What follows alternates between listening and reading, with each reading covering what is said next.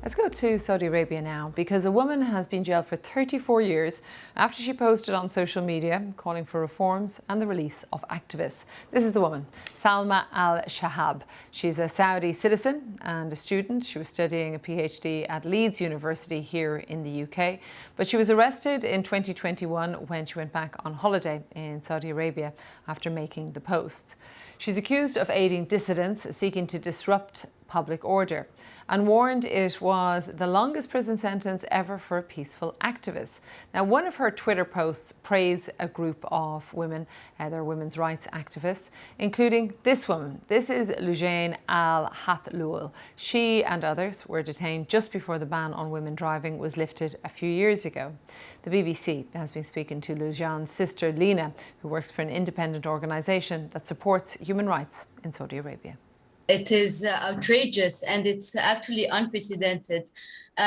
We've seen that the Saudi government has been selling the narrative of empowering women and improving women's rights. And this sentence, after my sister's sentence, is an illustration of it only being words. We had warned at the very beginning that rehabilitating Crown Prince Mohammed bin Salman in the international community would pave the way for more repression.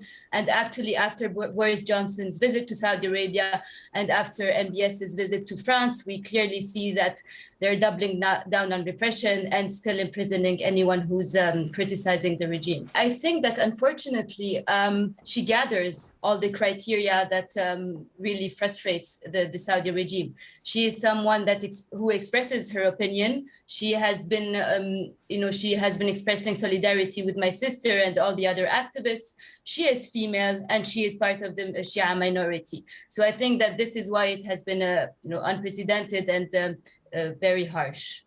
Thanks to Lena. Well, let's hear now from Bethany Al-Haidai, who is from the Freedom Initiative. That's a human rights organisation, and she's been working on Salma's case since last year.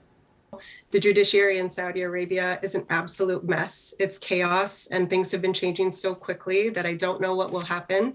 But I will say that our organization was made aware of new details today. We read through her defense, and she had reported that she was forcibly and intentionally drugged with sleeping pills and antidepressants during her interrogation session. She called for investigations to happen into how she was mistreated.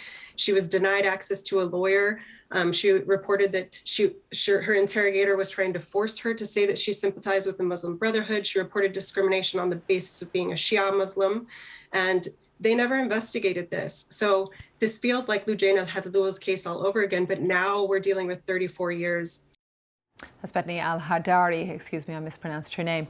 Crackdowns on dissent in Saudi Arabia is not new, however, especially in the past 5 years under Saudi Arabia's Crown Prince Mohammed bin Salman. He claims he's a reformer, improving women's rights.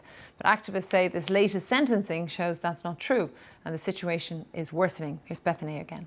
It's completely contradictory. You cannot say that you'll be leading the world and bringing progress to this futuristic city called The Line just a couple weeks ago, and now you're sentencing women's rights activists to 34 years in prison over tweets. It's completely contradictory, and it shows that this is not true reform. It is just a tactic to make the international community be quiet over these violations.